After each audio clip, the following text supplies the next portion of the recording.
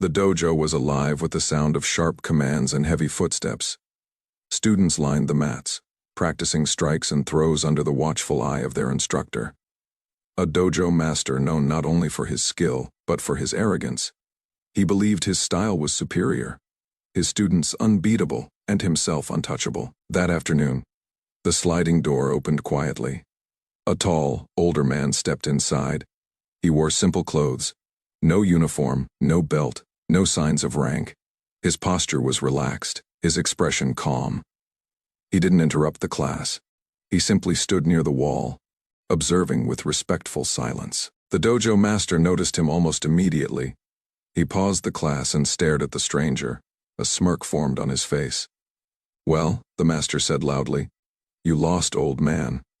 A few students chuckled. Others exchanged uneasy glances. The man smiled politely. "Just watching," he replied in a soft, controlled voice. The dojo master laughed. "Watching what? You look like you've never thrown a punch in your life." The room grew quiet. The stranger didn't react. He nodded slightly, as if acknowledging the insult without accepting it. The dojo master continued, his voice dripping with mockery. "These students train in real combat. Not slow motion nonsense. You wouldn't last 10 seconds on this mat." Still, the man remained calm.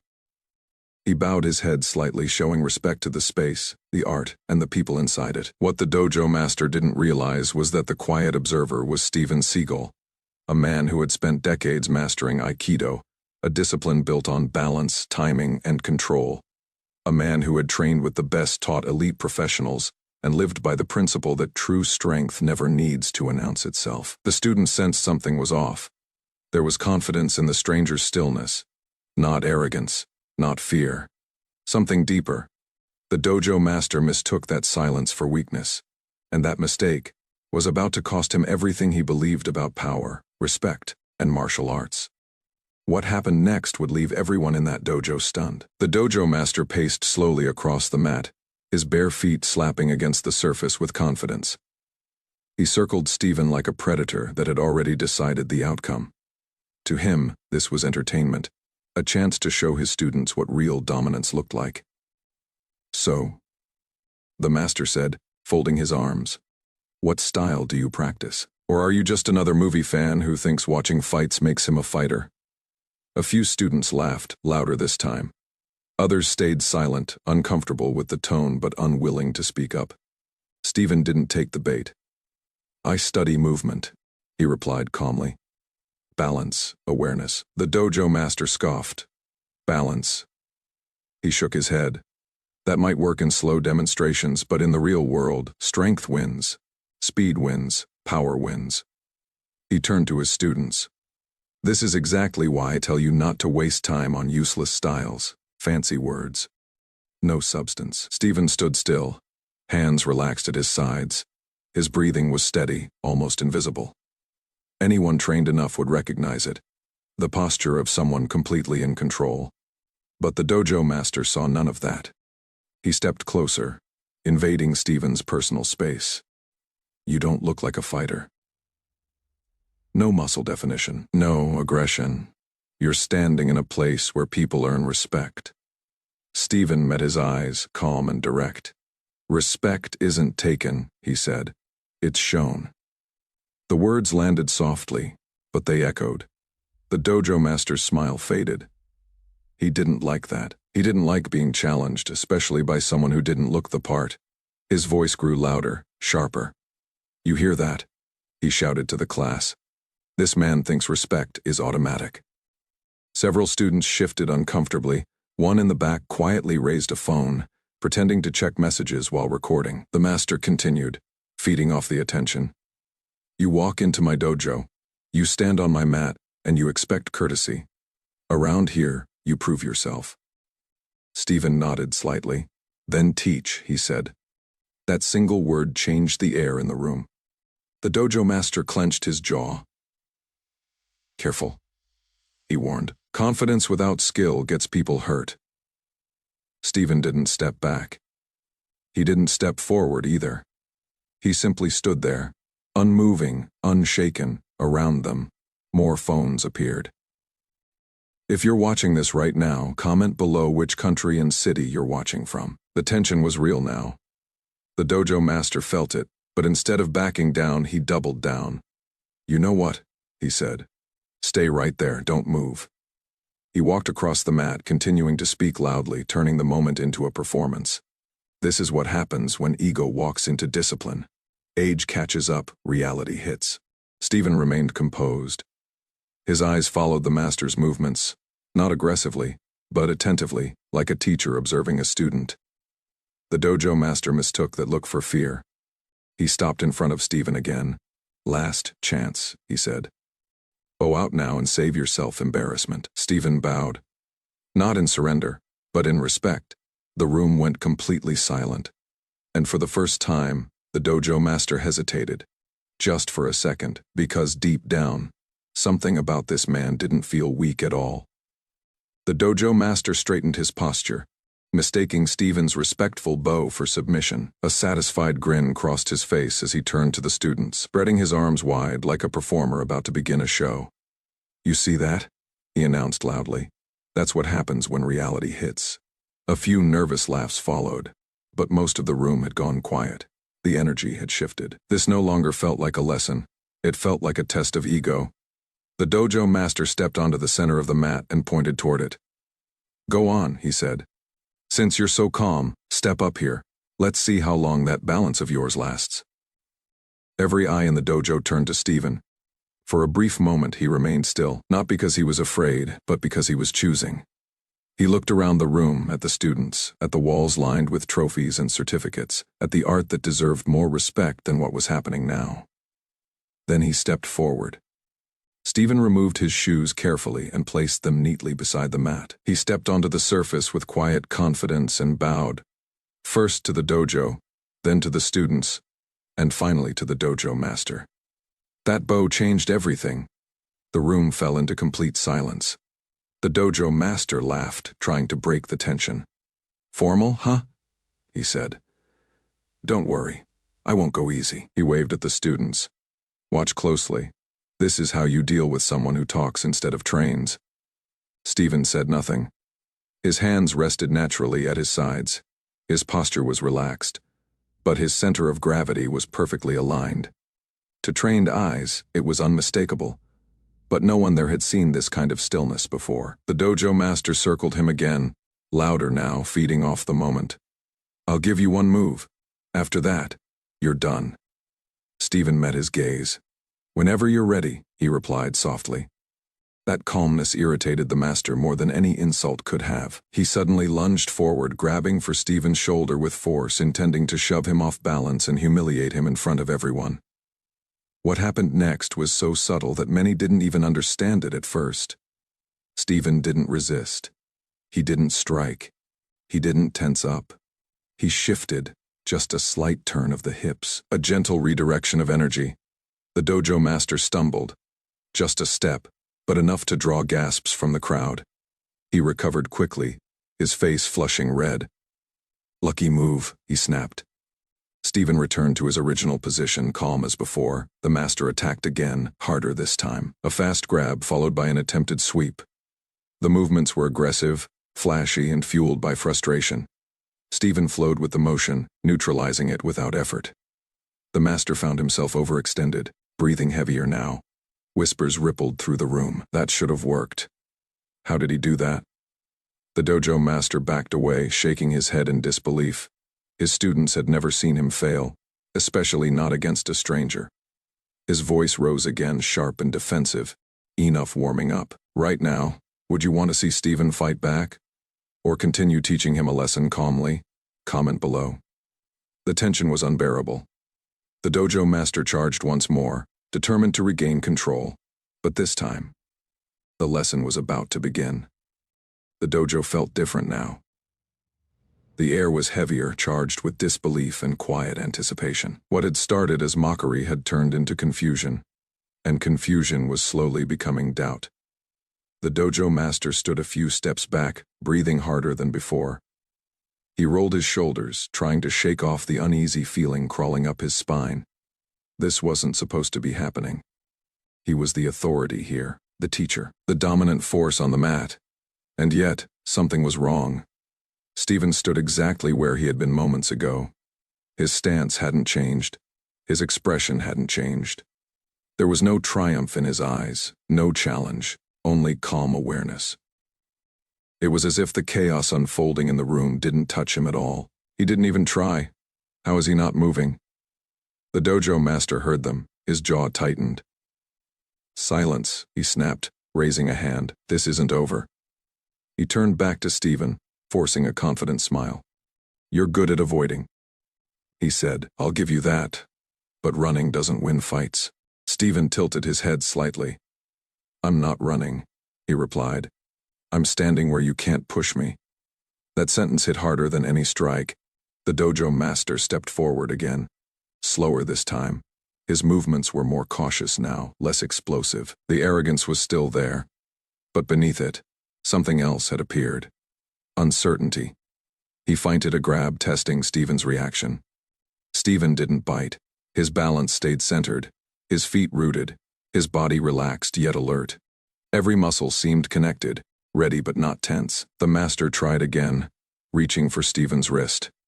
Steven allowed the contact. Gasps echoed through the room. Instead of pulling away, Steven subtly adjusted his angle, turning his wrist just enough to redirect the pressure. The dojo master suddenly felt his own force working against him. His grip weakened, his posture collapsed slightly. Steven released him instantly. No throw, no lock, no humiliation, just a warning. The dojo master stepped back, eyes wide. Now he had felt it, real control. Not strength, not speed, control. The room was completely silent. Steven spoke calmly, his voice low but clear. You're strong, he said.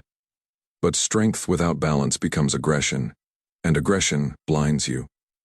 The dojo master clenched his fists. His pride was under attack now, not by fists, but by truth.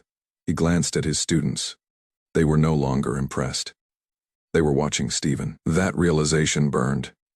You think you're teaching here? The master snapped. This is my dojo. Steven nodded respectfully. Then lead it, he said. Don't perform for it. The words cut deep for a brief moment. The dojo master considered stopping, walking away, regaining control of the situation with authority rather than force. But ego is loud when it feels cornered. No more games, he growled. I'm ending this. He dropped into a more aggressive stance, abandoning technique for raw power. His face hardened, determination replacing doubt. He lunged forward with a flurry of movement, attempting to overwhelm Steven with speed and force. Steven didn't retreat. He stepped in. The crowd leaned forward, breath held. Time seemed to slow. Steven's movement was minimal, almost invisible, but perfectly timed. He guided the dojo master's momentum, turning power into imbalance. The master felt the ground shift beneath him, his center slipping away. He tried to recover, too late. Steven stopped just short, his hands poised, his control absolute. The dojo master stood frozen, off balance. One wrong breath away from falling. Steven looked at him, not with anger, not with superiority, but with calm certainty. This is the moment, he said quietly, where you decide whether this is about ego or growth. The dojo master swallowed hard. The students watched in stunned silence, because everyone in that room now understood one thing clearly. The storm hadn't even arrived yet. And when it did, it wouldn't come with violence, but with a lesson none of them would ever forget. The dojo master stood frozen, his body slightly twisted, his balance hanging by a thread. For the first time since Steven had entered the room, there was no shouting, no mockery, no performance, only silence. Steven slowly eased his hands away and stepped back, giving the dojo master space. The moment of danger passed, but the tension did not. The dojo master straightened himself, forcing a laugh that sounded hollow even to his own ears. Enough, he said, waving a hand. You've had your moment. But the room didn't respond the way it used to. The students weren't laughing. They weren't nodding along. They were watching Steven with curiosity, respect, and disbelief. That hurt more than any technique ever could. You think you're clever, the master snapped, circling again. But tricks don't win real fights. Steven finally shifted his stance, not aggressively, but intentionally. His posture changed just enough for trained eyes to notice. His feet aligned, his center lowered, his presence felt heavier, grounded. "This isn't a trick," Steven said calmly. "It's timing." The dojo master lunged again, anger now fully in control. He grabbed Steven's arm with force, attempting to muscle him into a throw. His grip was strong, his movement explosive. Steven flowed with it. He rotated his wrist just slightly, stepping off the line of attack. The dojo master felt his own momentum betray him. In one smooth motion, Steven guided the force downward and forward. The master stumbled, and this time, he didn't recover. He hit the mat hard. Gasps filled the room. Before anyone could react, Steven was already there, kneeling beside him, not striking, not pressing, but controlling. The dojo master's arm was locked in place, immobilized with minimal pressure. It wasn't painful, just absolute. "Tap," Steven said quietly. The dojo master hesitated. His pride screamed at him to resist, but his body knew the truth. He tapped the mat. Steven released him immediately and stood, stepping back as if nothing had happened. The dojo was completely silent. No cheers, no laughter. Just shock. The dojo master sat up slowly, rubbing his arm, his face flushed. Not from pain, but from humiliation.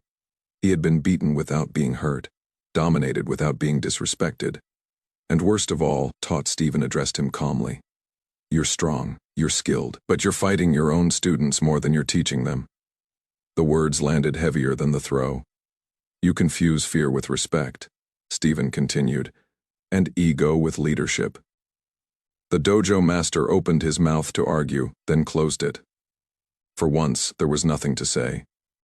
Steven turned to the students. "Martial arts isn't about proving you're better than someone else.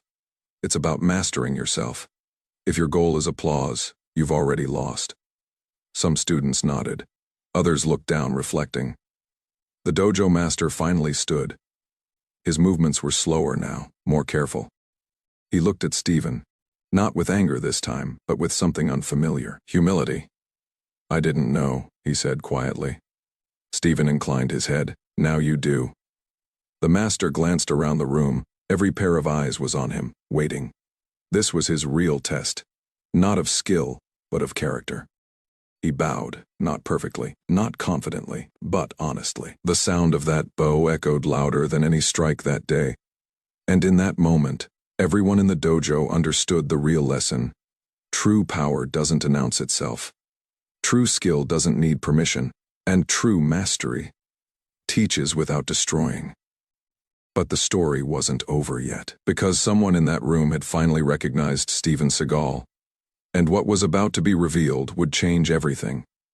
The dojo was still silent when a quiet murmur began near the back of the room. At first, it was just a whisper, uncertain, almost afraid to be wrong. "Wait, is that Steven Seagal?" The words floated through the air like a spark. A student pulled out his phone, hands shaking slightly as he searched. He looked up at Steven, back to the screen. Then again, his eyes widened. "That's him," he said louder now. "That's Steven Seagal, the Aikido master. The man who trained with the greatest." The room erupted into stunned murmurs. Students turned to one another in disbelief. Some leaned forward, others stood up straight. Phones rose again, but this time not to record a joke or a confrontation. This time they were recording history. The dojo master froze. "Steven Seagal," he repeated slowly, as if saying the name out loud might make it untrue. He looked at the man standing calmly in front of him. The same quiet posture, the same controlled breathing, the same steady eyes. Suddenly, everything made sense. The balance, the timing, the effortless control. His face drained of color. All the mocking words, all the arrogance, all the disrespect, they came crashing back at once. "I didn't know," the dojo master said, his voice barely above a whisper. Steven didn't respond immediately. He didn't smile. He didn't correct him. He simply stood there, hands relaxed, expression unchanged. Finally, he spoke, "And that," Steven said calmly, is the point. The room fell silent again, this time with understanding. You didn't know who I was, Steven continued, his voice firm but not harsh. So you decided who I was based on how I looked, how I spoke, how quietly I stood. The dojo master lowered his head. Steven turned slightly, addressing everyone now. Martial arts loses its meaning the moment we judge instead of observe, the moment ego speaks louder than discipline. The students listened like they were hearing something sacred. Be honest. Do you think the dojo master would have acted the same way if he knew Steven's identity from the start? Comment yes or no below. The dojo master took a step forward. His pride wanted to fight the moment, but something else won. He bowed deeply. I was wrong, he said. I let arrogance speak before respect. Steven returned the bow, not lower, not higher. Equal respect earned. A senior student stepped forward, voice full of awe. You could have told us who you were. Steven nodded.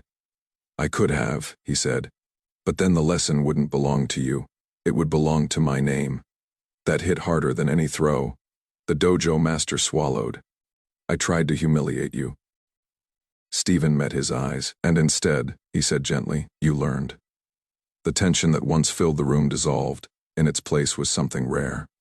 Humility students began to applaud, not loudly, not wildly, but with genuine respect. Not for a celebrity, for a master. Steven raised a hand slightly, quieting them. Remember this, he said. A real martial artist doesn't need to dominate a room. Their presence already speaks. The dojo master nodded slowly. You're welcome here, he said. Anytime, Steven smiled faintly. I know. As Steven stepped off the mat, the students parted instinctively, no longer seeing a stranger, but a standard. A reminder of what martial arts was meant to be.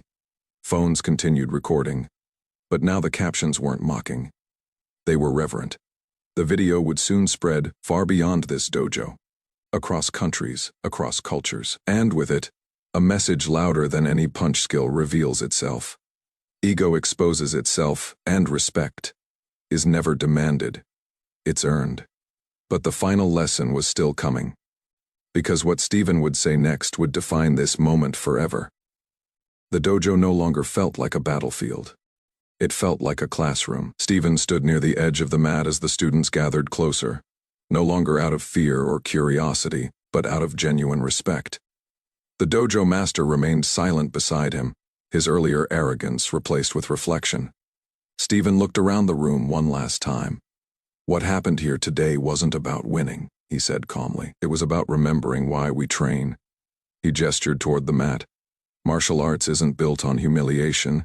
It's built on discipline, control, and responsibility. If your skill exists only to make others feel small, then it's not skill. It's insecurity. The words settled deep. The dojo master nodded slowly. I forgot that, he admitted. Somewhere along the way, teaching turned into proving. Steven inclined his head. It happens when ego replaces purpose. A young student raised a hand hesitantly. So, what's real strength? He asked. Steven smiled slightly. Real strength, he said, is knowing you don't have to use force to be powerful. The room was silent again, but this time peaceful. The dojo master stepped forward and bowed once more, deeper than before. Thank you for the lesson, he said sincerely. Steven returned the bow. Pass it on. As Steven walked toward the exit, students instinctively lined up on either side, bowing as he passed. He acknowledged each one with a nod. Not as a celebrity, not as a conqueror, but as a teacher. Outside the dojo, the world moved on as usual. Cars passed. People walked by, but inside, something had changed forever. Within hours, clips from the incident began circulating online. The video titles weren't mocking. They were respectful. Arrogant dojo master learns humility from Steven Seagal.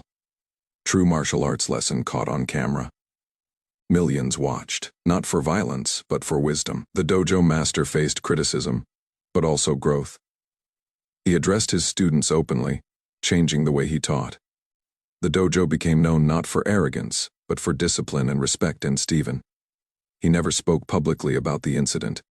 He didn't need to. because the message spoke for itself. If you believe true strength comes from humility, not ego-type respect in the comments, and subscribe for more powerful stories like this. And with that, the lesson ended the way all real lessons should. Quietly, powerfully. Unforgettable.